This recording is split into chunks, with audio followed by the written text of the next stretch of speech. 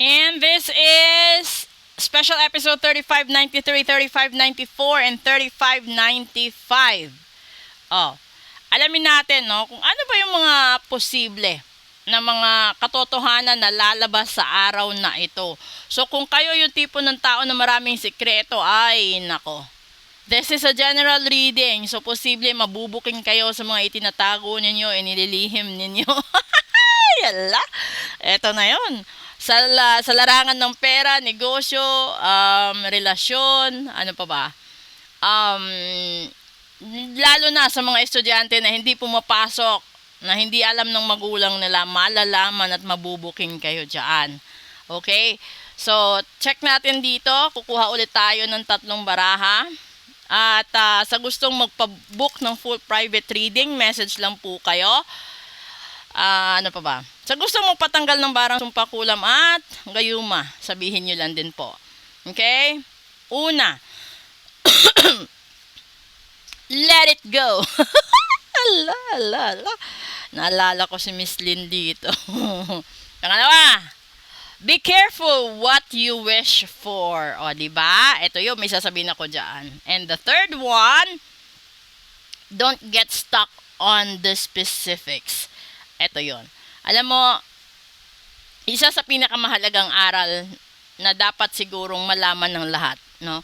Pwede nyo i-share yung videos ko sa mga taong kailangan ang mga ganitong mensahe. Una, sinasabi dito, let it go. Ibig sabihin, kung may mga bagay na paulit-ulit, hindi siya nagwo-work on sa'yo. Halimbawa, business. Kung hindi ka hiyang sa negosyong yan, hindi mo kabisado, pero you dive into that business dahil lang sa taong kasama mo, kahati mo, or kahit kanino, no? Kung nangangahulog ang malulugi ka, then bitawan mo. Tapos, di ba yung katapat dito ng protection, there's a special episode sinasabi, be careful what you wish for.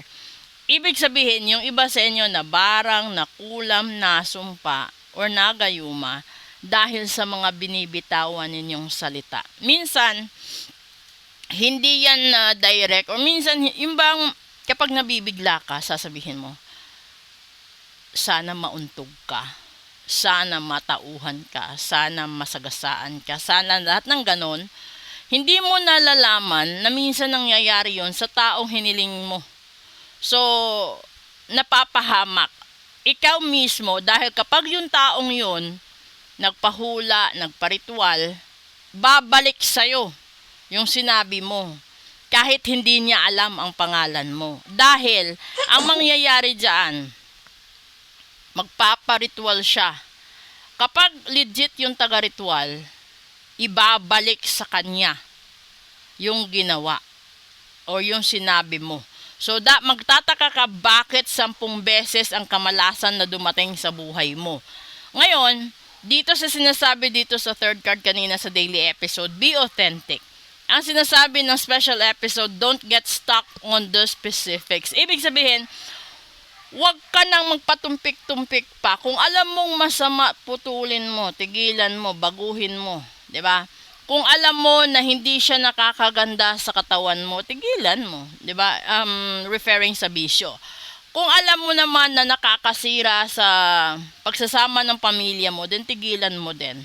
Kung ayaw mong makisama sa pamilya mo, then tumiwalag ka. Ihiwalay mo ang sarili mo, maging independent ka. For you not to be interfered or intervened by your family members kung ayaw mong magkaroon sila ng suggestions or opinions or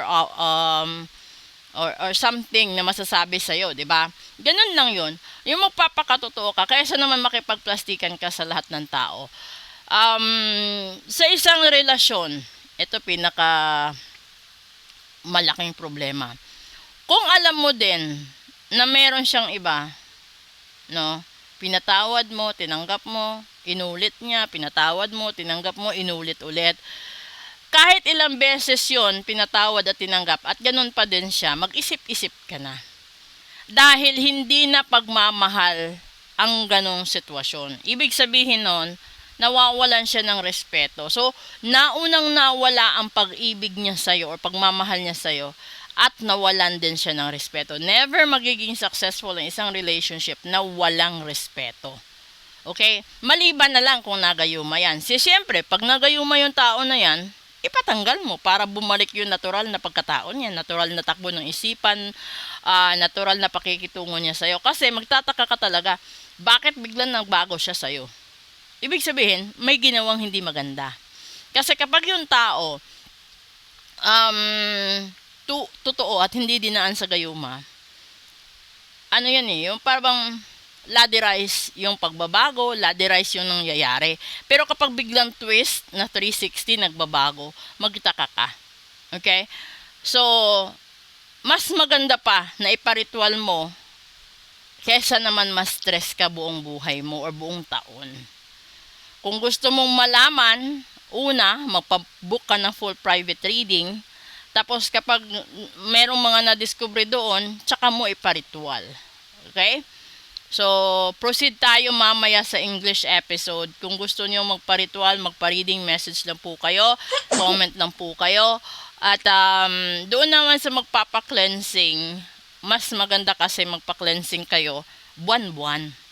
Kasi minsan nga yung ibang clients ko, lalong-lalo na may mga business person, linggo-linggo, halos linggo-linggo nagpapa-cleansing kasi sa dami ng negative vibrations na natatanggap nila, lalong-lalo na kapag yung business nila is financing, 5, 6, ano pa ba? Basta related sa pera, related sa mga ganon. Nagpapa-cleansing sila kasi ang daming negative vibration na natatanggap nila sa lahat-lahat. Okay? So proceed tayo sa English episode. Maraming salamat po sa inyo. Magandang umaga.